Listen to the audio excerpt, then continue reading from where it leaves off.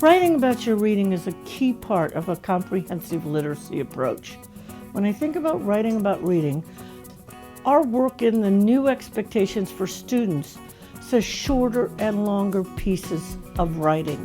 There are text types certainly, but I do a tremendous amount of writing that isn't necessarily about an extended piece of text taken through the writing process. As I think about the process of writing, short texts are often my day. I'm writing a note, I'm writing a list, I may have written in a journal, I may have added a note about something I need to remember to do. I have a how-to, I have a list of things to buy, I have a couple of appointments on my calendar to remember. So if I think about all those opportunities for this aspect of writing and the other, I want to start with the idea of interactive writing.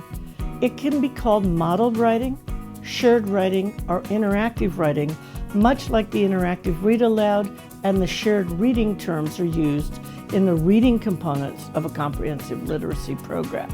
What's different about this interaction is the children help you compose a message at the whole group level and add to the message some aspect of writing that you want them to focus on.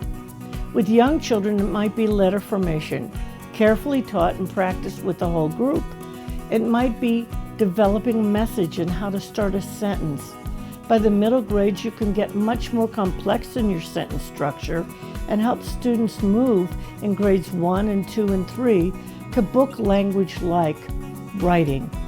We don't write in dialogue very often, but a range of craft lessons during a shared pen with children of all ages makes a lot of sense. I've worked in a middle grade special ed self-contained class where the students wrote very effective short sentences, but they were all short. One of the big ideas to consider is things like sentence combining. Let them get their ideas out there and then ask them, should we change the order of any of the sentences? Should we add to any of the sentences? An easy extension for this kind of writing is to work on longer forms of words.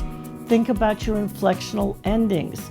They may have written insect or wanted to say insect, but you want to help them go to the plural and add the S, or you want them to consider past tense. This is all happening now. How would we say the sentence if it happened yesterday? So we start with the word yesterday and we change the tense. Interactive writing has a range of uses.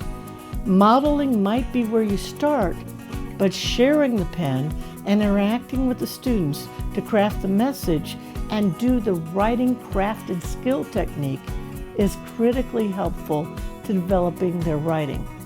At home, children have the modeling of reading all the time. We have lap reading, we have a read to, we listen to music, we look at media. There's much less practicing of writing in the home.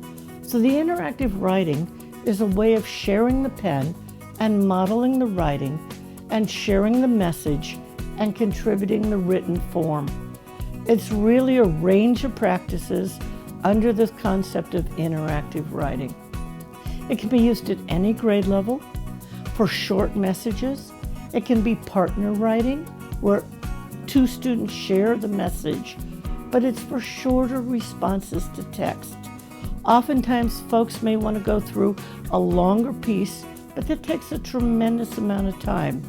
I'm really about using shorter stretches of writing practice, but using it much more often. With very young children, I start with the morning message, and maybe we're just adding the day of the week. Or perhaps we're adding their name to the morning message. And we feature a child every day, and that may be the name we add to the morning message. It doesn't have to take longer than 5 or 10 minutes.